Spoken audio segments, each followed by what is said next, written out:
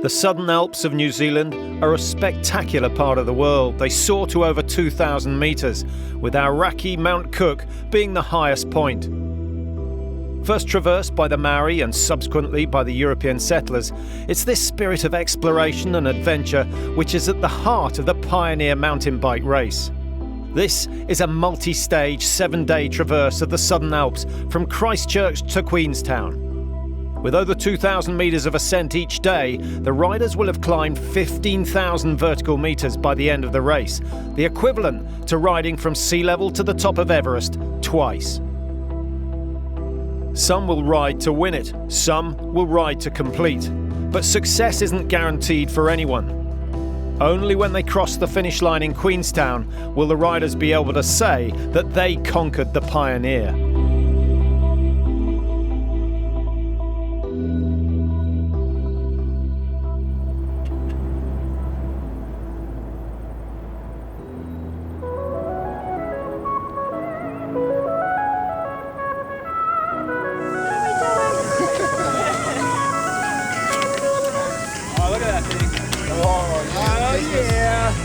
The real deal. Day one. Ow! Oh, sweet ass! The Pioneer begins in Christchurch with a prologue in the Christchurch Adventure Park. At 20 kilometres, this is just a warm-up for what will be an incredibly challenging week. The Adventure Park is a landmark in the city's recovery from the damaging earthquakes of 2011. It's another step towards rebuilding its position as the gateway to the South Island.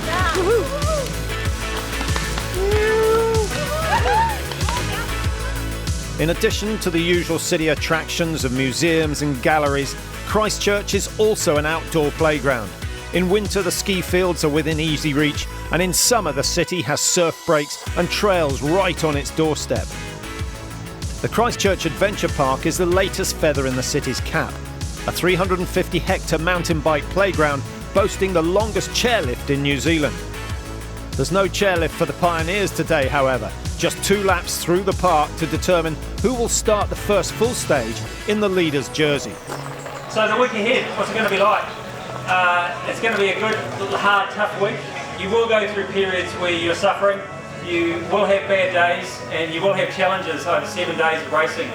What defines it and what defines your experience and what defines how you, I guess what you get out of this race and what you take home will be how you react to those challenges. My word of advice for you is just keep moving. One pedal stroke after the other, you will get there. You have done all you can to get here. If you're feeling stressed, uptight, nervous, that's wasted energy. I really encourage you to just relax and start enjoying this wonderful week ahead. You know, it's absolutely a bike race, but it's definitely a bike experience also, and I know we'll come away with that. You know, that's definitely goal number one, is the experience.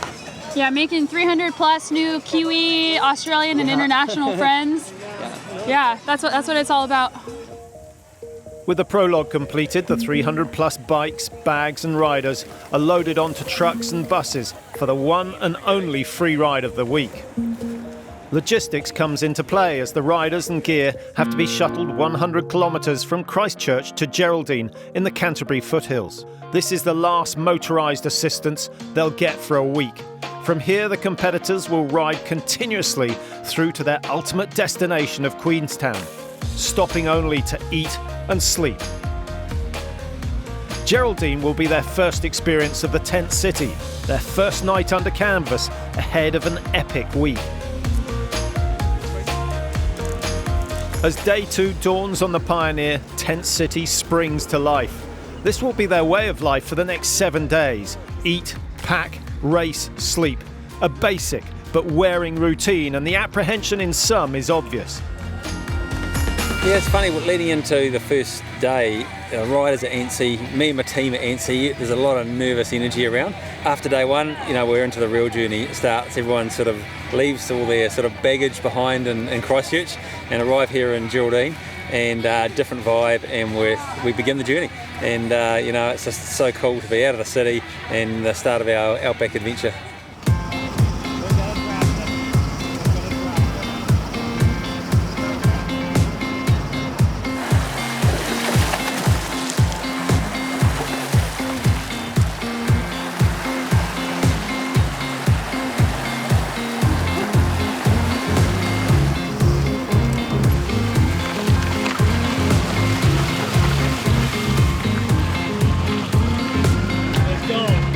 You know, it's a good warm-up stage actually. I mean, the real risk for the riders is that they go too hard.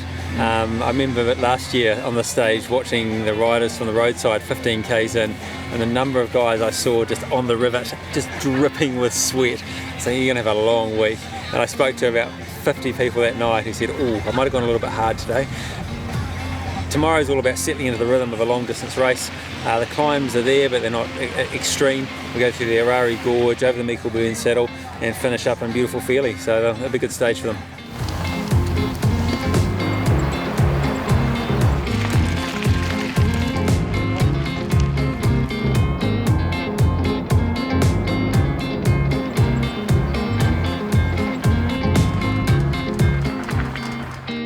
Of the 340 riders out on the course in 2017, 48% have come from overseas, testament to the rapidly increasing reputation and profile of the event.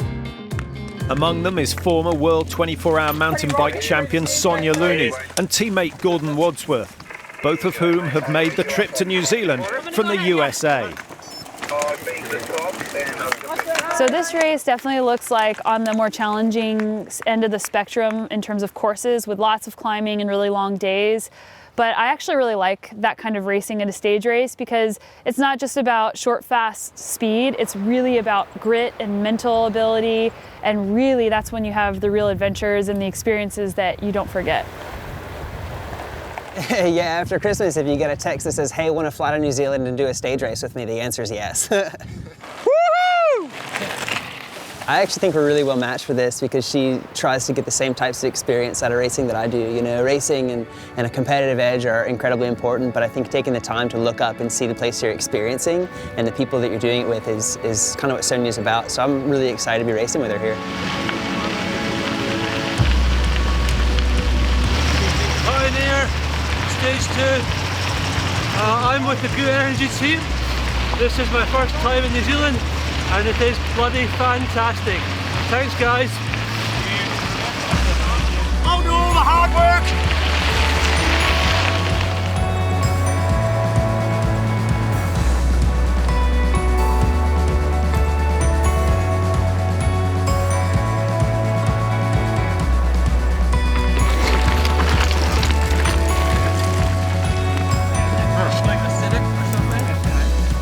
Oh, it's a bit rough, mate. Nah, it's good, it's good. It's just a bit dusty and just like me, dusty. It was tough on the flats, but when we got into the hills, started to feel pretty good actually. So hopefully we can see it through to the rest. Cheers, mate.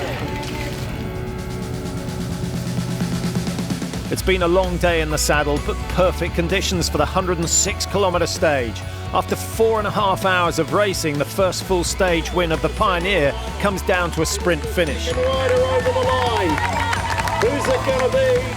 It'll be Imparables. The Imparables 2 team of Tommy Misser and Ebon Zugasti take the first stage win ahead of James Williamson and Scott Little, but the Kiwi boys do enough to hold on to the yellow jersey.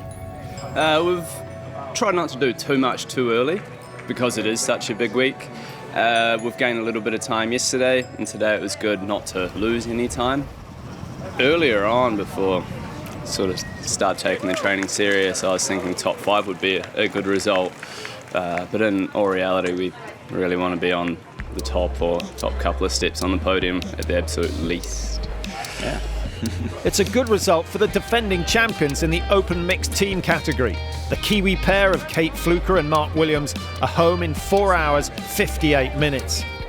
For their closest rivals, it's not such a good day. Sonia Looney and Gordon Wadsworth crossed the line 25 minutes behind the category leaders. We had this monster rock just kick up and jumped up underneath me, and it kicked up on the side of the trail. I mean, probably this big, just super angular, super square. See right there, just folded my rim.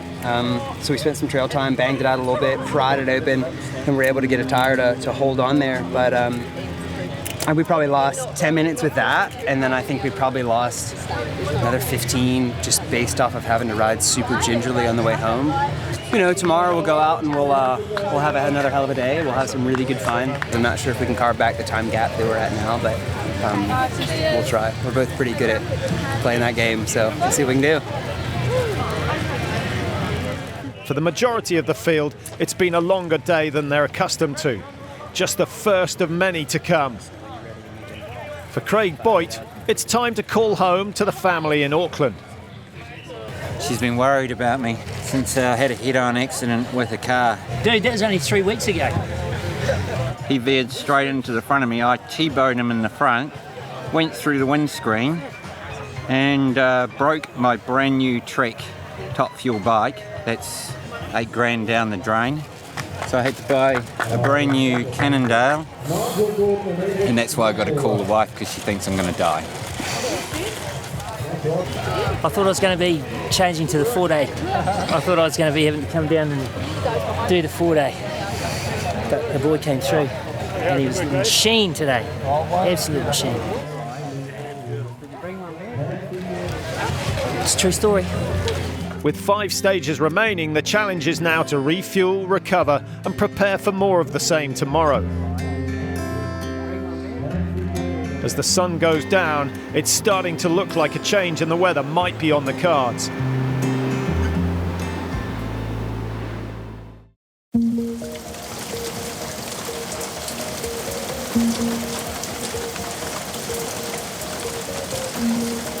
Due to the inclement weather, very cold, windy and wet, we're not going to go over the top hills, the first top hills. 1 to 3 degrees up there, good reason not to go.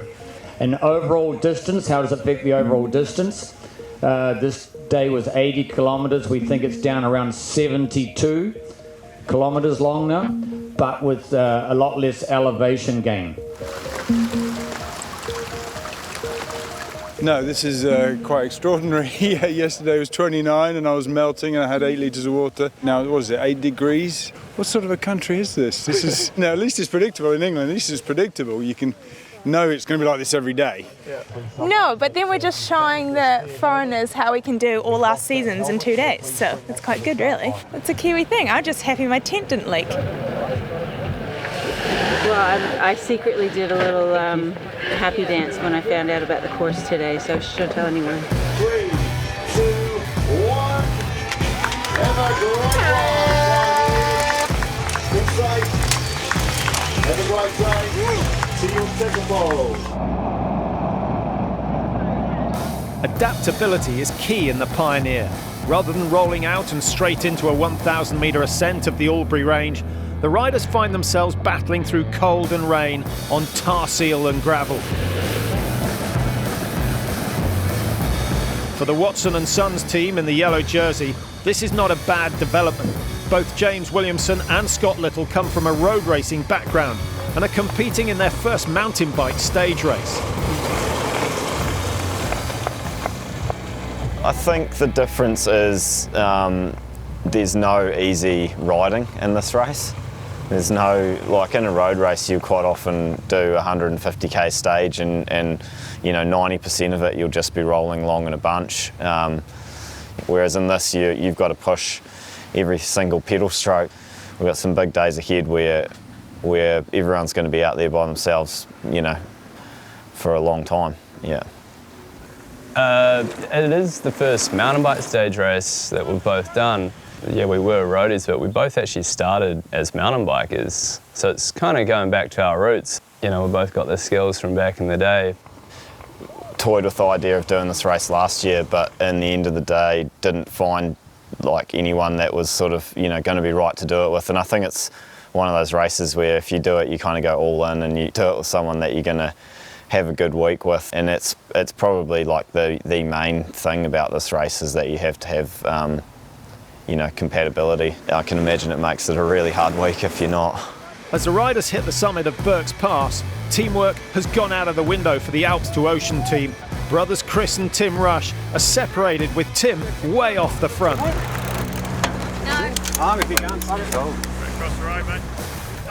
The riders are separated at the moment by a minute now. They're meant to be riding 2 minutes maximum apart. So we're just watching to see where the second rider is. As the next riders come through with no sign of the second Alps to Ocean rider, the prospect of disqualification becomes real. This is a true team race. Riders can be no more than 2 minutes apart. Teamwork is a big part of the event. The teams element just brings this extra magic to racing, and having to think about another teammate and having that camaraderie through the highs and the lows, and some days one person's doing well, the other's not, just makes for a much better event experience. The Cape Epic actually was responsible really for creating a team sport out of what was an individual endurance sport. And anyone who's done a stage race with someone else, you understand the benefits. It's challenging at times. People, they have arguments and they separate because one's faster than the other. But the whole team thing is just the very cool factor of these races.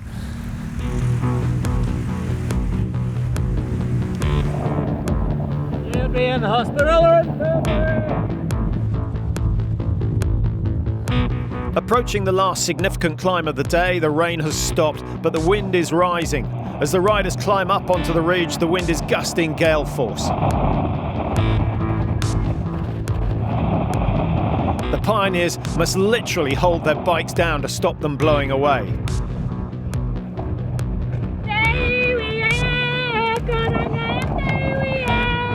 Did you stop the wind? I'm gonna hop on.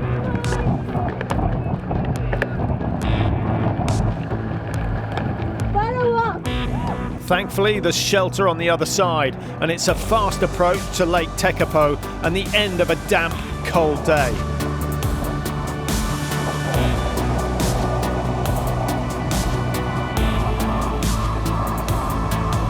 The two New Zealand boys make the most of the local conditions.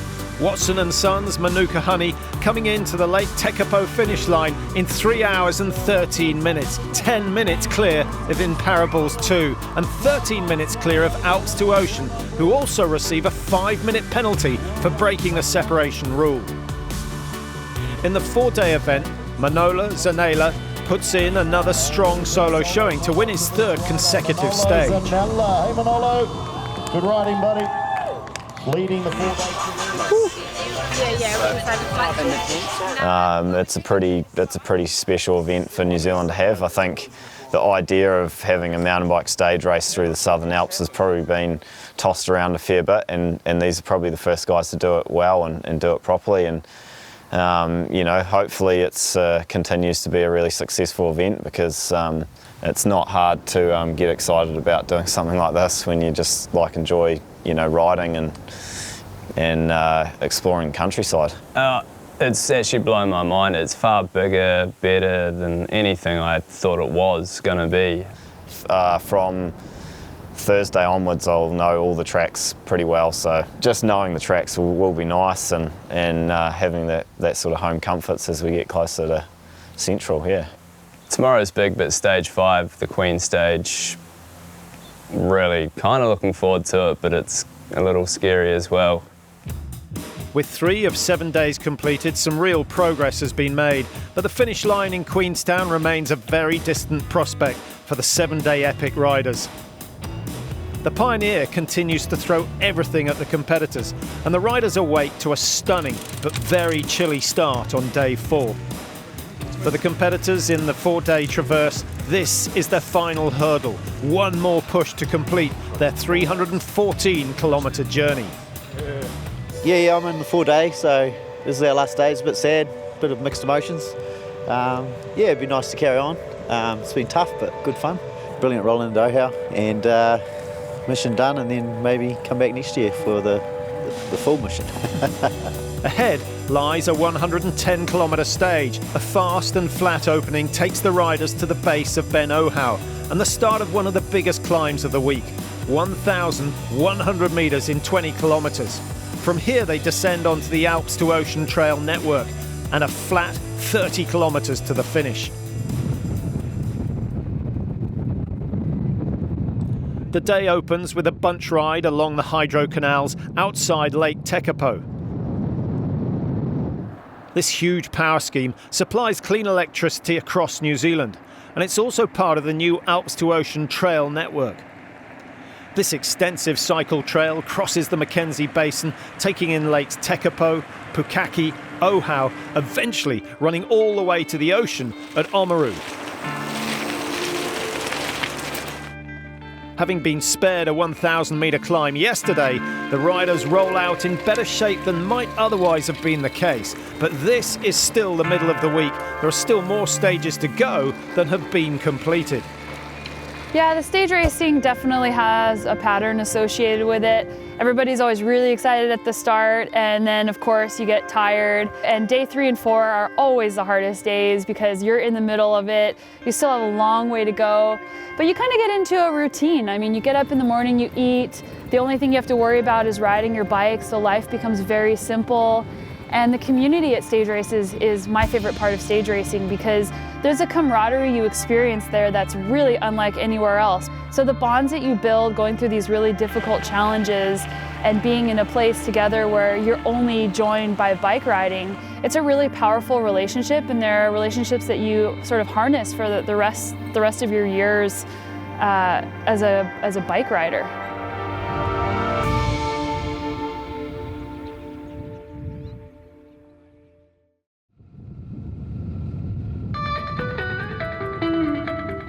Leaving Pukaki behind, the pioneers begin the approach to Ben Ohau and the defining feature of the stage, the 1,000 metre ascent to the summit. In contrast to yesterday, the conditions for racing are perfect. In the mixed open teams, both the defending champions, New World, and American duo, Freak Show, are looking strong and ready to give each other a good nudge. For Kate Fluker and Mark Williams, the experience of racing this event in 2016 has set them up well to defend their title. Me and Willie had a great time last year, so we were just really excited to get back out here. We had a slightly different approach this year. Had a bit of a summer off and spent it with family and friends rather than focusing fully on training. So to be going as well as we are so far, it's pretty cool. We're obviously aware what's in store. Obviously knowing the course is a benefit because we know how to pace ourselves a little bit. So we have a strategy where we go out hard as we can, but if the front group rolls away, we don't worry about it. And last year, we found that towards the end of the stage, we'd reel an awful lot of people in who'd gone out too hard and blown up towards the end of the stage. So yeah, it's good. We've had a pretty successful time with that strategy. Due largely to Freak Show's mechanical issues on day 1, Team New World lead the category by 40 minutes. But on the climb up Ben Ohau, they don't seem inclined to concede a second to the Americans. It's not that far away, so whatever. You alright, mate? Welcome to New Zealand. Kate Fluker is a Commonwealth Games athlete, more accustomed to short Olympic distances, while Mark Williams is a veteran adventure racer. Together, however, they make a formidable duo. They've nicknamed me Dad because I'm this old fella that obviously still races bikes, so I don't want to call it a father-daughter kind of relationship, but it almost is a little bit that. I feel a sense of protection and I feel a sense of wanting to look after Kate and make sure that we get through it. And I think because I'd done a few stage races before, over the past few years, Kate realised that I had the experience and the knowledge to get us through something like this. She's the fast one. He is a cool dad. He's a really cool dad.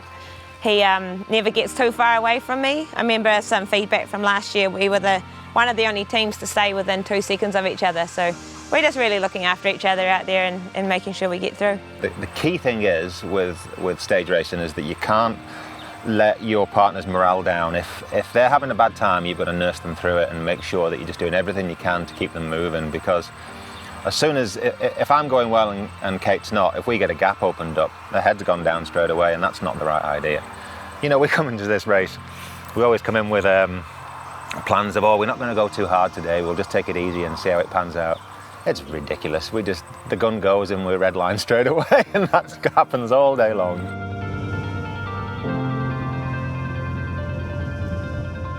What the hell I'm doing here? Coming here for holidays and now pushing a bike up. What a beautiful morning. This is in slow-mo.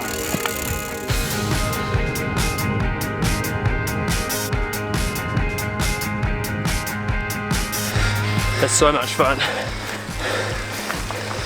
More hills the better. Been having a little bit of a rough week, man. couple flats.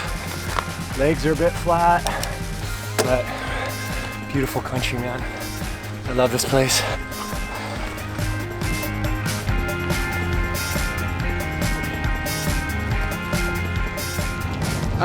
I've never ridden anything like that. It's very big, very long, amazing views. It's great.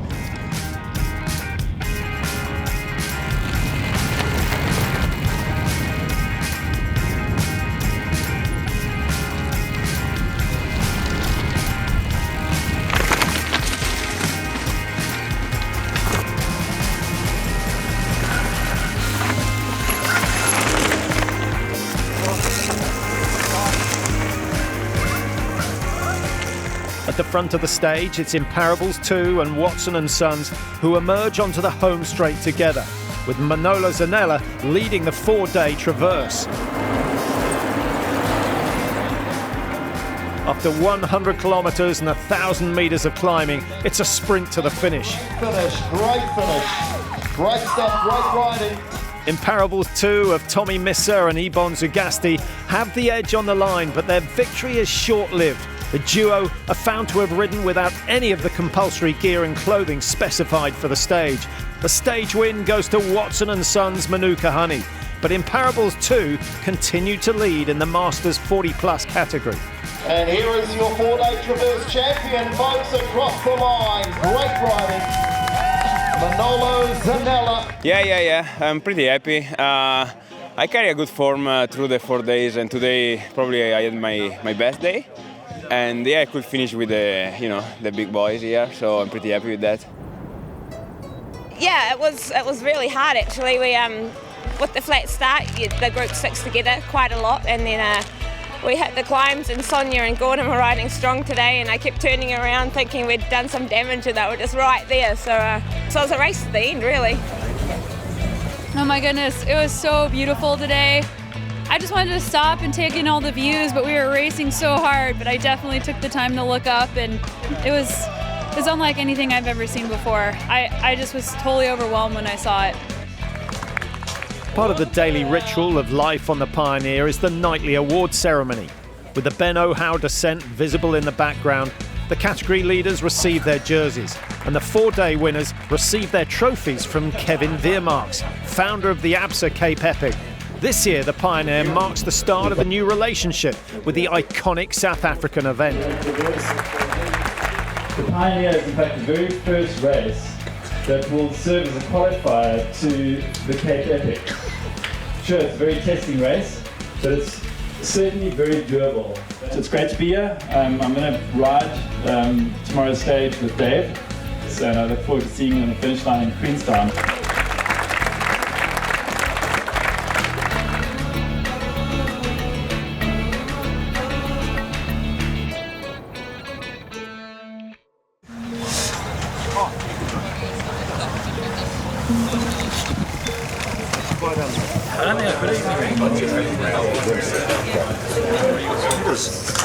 Which is a traditional one? 10 minutes.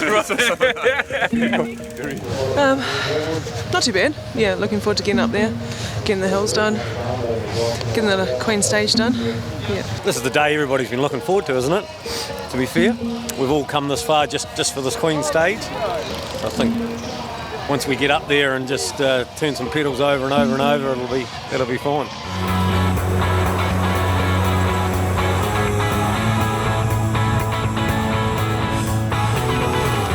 The Queen stage of the Pioneer is the biggest challenge of the week. At 112 kilometres, it's the longest stage of the Pioneer. It also has the most elevation gain of any stage, with a daunting 3,500 metres of climbing. From the shores of Lake Ohau, the riders head out along the Alps to Ocean trail network. The Queen stage will take them into some of the remotest locations on the Pioneer, crossing several saddles before the final climb up the Grand View track and the descent into Lake Hawea just outside Wanaka. This days like today, I regret my training plan of doing downhill shuttles. Far out.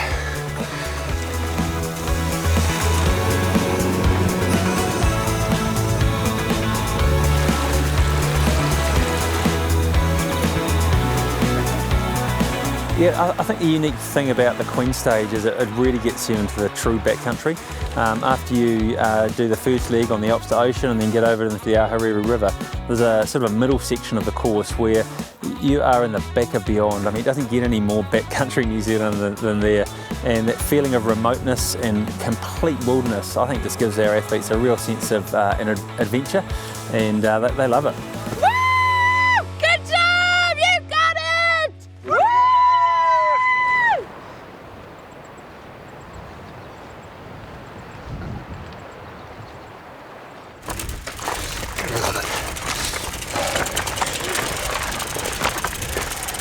I need someone to lean on. He's good. It's my hero. Yeah, we've got a theme song for the day, and I'm a bit of a Lion King fan, so it goes a little something like this. We're gonna be the mighty queens, so enemies beware. I've never seen two girls who make the kilometers disappear. We're gonna be the main event, like no queen was before. No looking back, just looking up. We're working on our roar! And that's right, take a breather. Their singing has been keeping me going all day. They're awesome, these girls. Walking's hard. Everyone's got their own technique. This is mine. I'm not a fan of this walking business, so we'll just do the best of it. Now we know where the phrase push bike comes from. It's very remote in some of those places. Not a lot of help around. Your friends are sheep out there. New Zealand's great for that because you can go to places where no one else has been for a long time. You feel pretty privileged and stoked that this is home. The middle section of the stage provides a respite from the climbing, but it's only a brief window of recovery. The longest stage of the Pioneer concludes with the longest climb of the day, a 14-kilometre, 1,000-metre ascent of the Grand View track to the summit above Lake Hawea.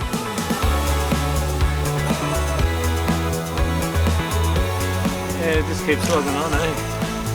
Keep slugging on.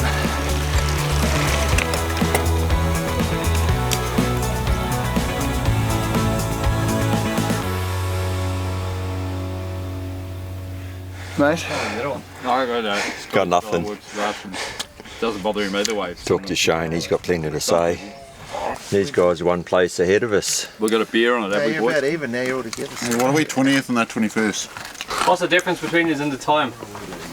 To get, they'd be the same. Oh no, overall. That's probably a minute. A minute. Minute or two. Oh, so it's game on. Right. Oh, it's game on. Here, look. Quick one out here, mate. Yeah, look at him. He's off. Yeah, sneaky one. Why are you not looking? That's about as fast, that's as fast as you're going to get. Shane. Keep talking to him, mate. You got to ride that thing.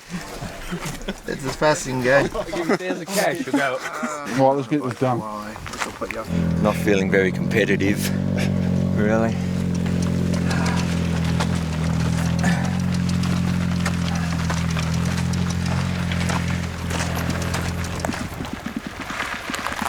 It's the top! Woohoo! From the summit, the Grand View track reveals itself fully, and the finish line at Lake Hawea comes into sight. For every rider, this is the defining moment of the tour. With the Queen stage behind them, the finish line in Queenstown finally seems to be within reach. Yeah, every good stage race has a Queen stage where riders have to push harder than they have before. But to watch those people cross the finish line, particularly the back quarter of the field, the sense of achievement and satisfaction they get out of having achieved something they didn't know whether they could do it. And when they crossed that finish line, it was just awesome. I mean, the last two guys we arranged to, when they crossed the line, there was a little hill up to our social zone, and so we didn't let them stop at the finish line. We made them ride all the way up the hill into the finish zone where we were doing our awards, and they got a standing ovation, so that was awesome. Boys, you made it. Now you feel really awkward, eh? You're just in time for the briefing for tomorrow. You're ass, dude. Looks all up the hill to me. Oh, well done, fellas, well done. You're going to disappear again if you need to and collapse, but well done. I think the highlights for me with stage racing are obviously you have a great day's racing, and that's always great. You get the adrenaline rush and the excitement of the race.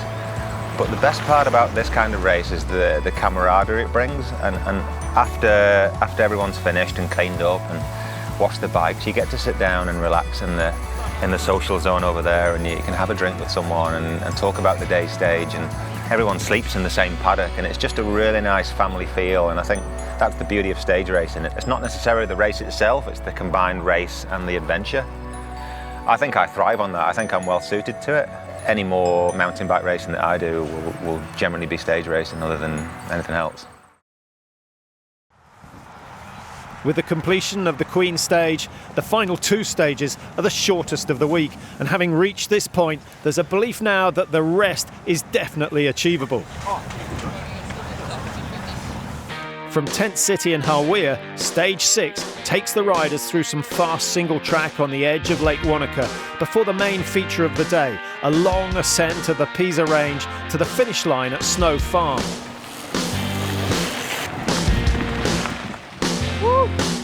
You got buddy?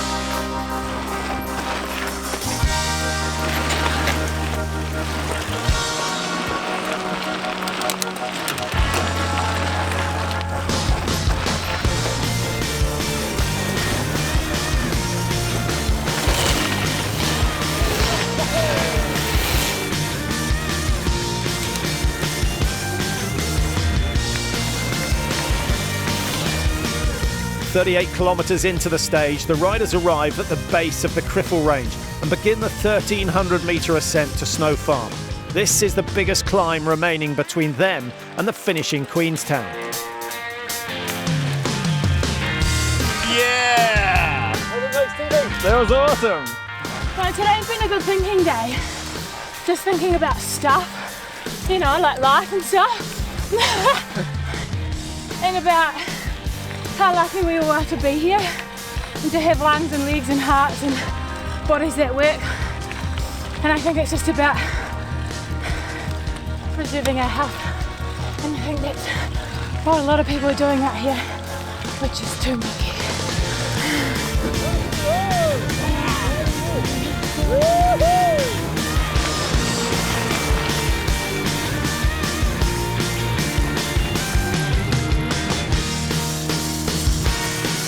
For 2 amateur South African riders, Annie David and Maroda Otto, the real objective isn't to complete the Pioneer, but lining up for the start of the new partner event, the ABSA Cape Epic. The Pioneer, unbelievably, is a sort of training ride. The timing was just perfect. It was 5 weeks before Epic, and luckily Annie could make it. So yeah, she came over especially for the race, and I think it's going to be, well, so far it's been really good training. And I'm also scared of doing Epic, so I knew if I could do this, then I would be able to do Epic. Looking at the climbing and the distance, it was just too much, and I'm thinking, how are we going to manage that? But it all turned out great, and maybe 4 days ago I was not prepared for Epic, but I definitely think I am now well prepared for Epic, and thank you, Pioneer.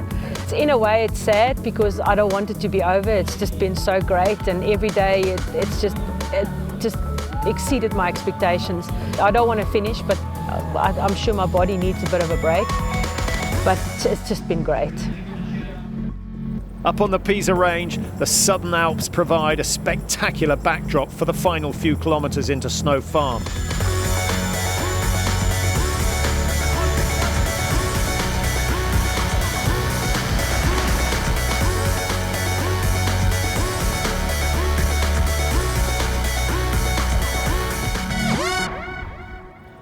The Pioneers have reached a literal and metaphorical high point in the race. All that stands between them and completion is 69 kilometres of trail into Queenstown.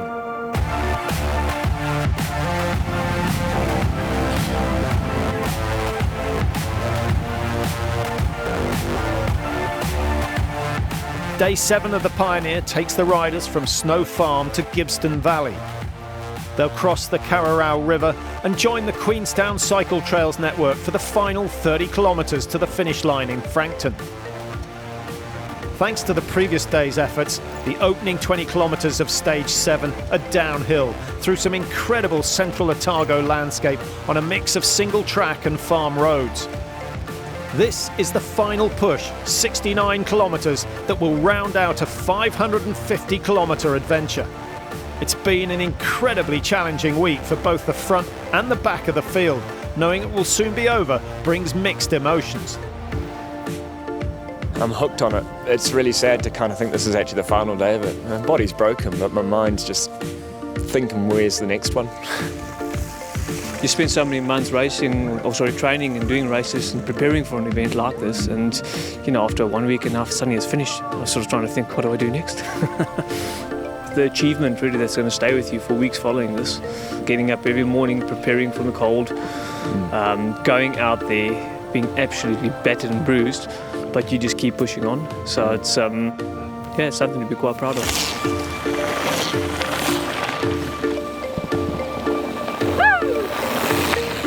Yeah, we've had lots of fun in Type 2 fun, which is the fun that's fun after it's all been and done. But it's also a lot different here because when I'm hurting, there's Rita there. When you've got a teammate, you're sort of obliged to pull yourself out of it and get your head back rather than stay down for an extended period of time. Fingers crossed at the end of today we'll end up with our Cape Epic entry. It wasn't number one priority to come out and win. We just wanted to see what would happen.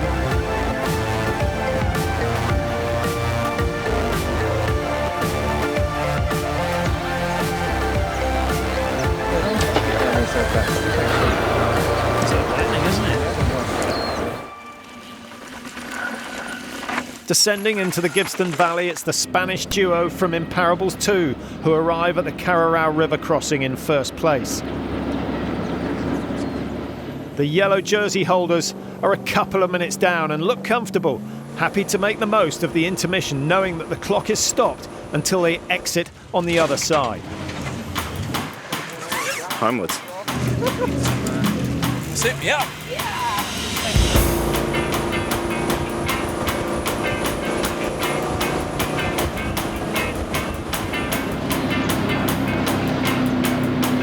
Bloody awesome.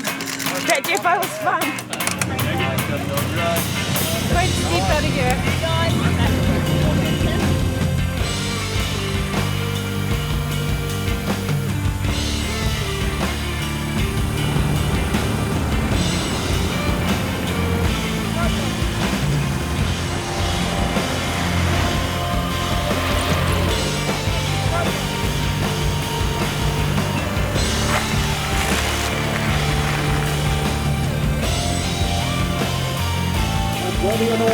Queenstown. Imparables. Ibon Zugasti and Tommy Misser are the first team to cross the finish line in Queenstown, completing the Pioneer in an overall time of 27 hours and 2 minutes. The overall race victory, however, belongs to James Williamson and Scott Little from Watson & Sons Manuka Honey. Their final time, 26 hours 42 minutes, winning by 20 minutes. We've literally had the smoothest week we probably could have imagined, and I think that just comes down to us both having a good amount of experience, obviously a bit of luck as well, but I don't think we could have hoped for it to go better. My problem is the start speed no good, but more kilometers good for me, and today I think strong, and Tommy too, no?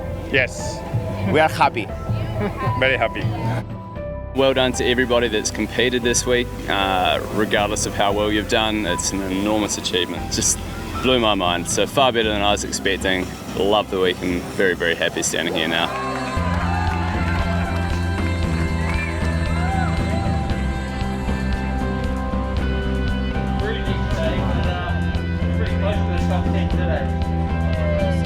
Queenstown locals Kate Fluker and Mark Williams receive a warm welcome from friends and family as they complete their second Pioneer event in 29 hours 13 minutes, successfully defending their open mixed team title. Yeah, cool, eh? Pretty stoked. It was a hard week. We're pushed the whole week by Sonia and Gordon, so pretty rewarding to get here and to have our little friends and family here and our cheering squad, so really nice to be here. You sort of get a sniff of home, don't you? And I think as soon as we hit the Gippsland Valley here, yeah, we were definitely keen to get back. I'm ready for a beer, and it's nice to get the week over and done with. It's an epic week. It's such a superb event. It's so well put together. But after 7 days in the saddle, you're kind of ready to get off it, really.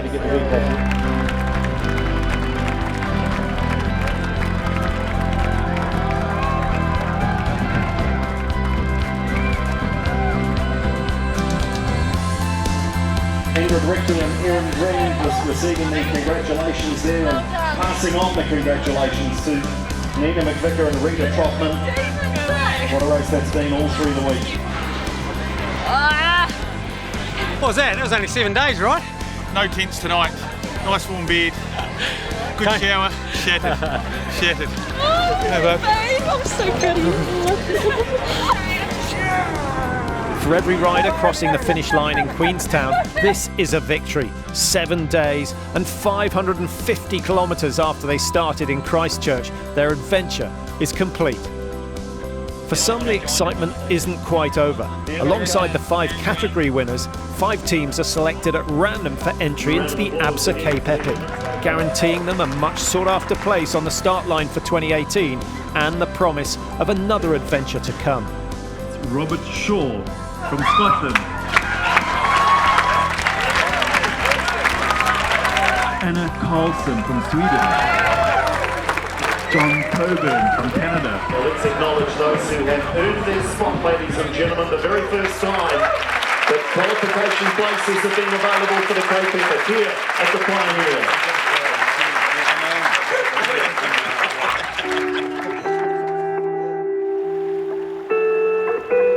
It's been a week of highs and lows, an incredible challenge that's tested the riders physically and mentally. This is an event that gives competitors a common bond. It develops characters, reveals new limits of endurance, and in the end, they are truly pioneers.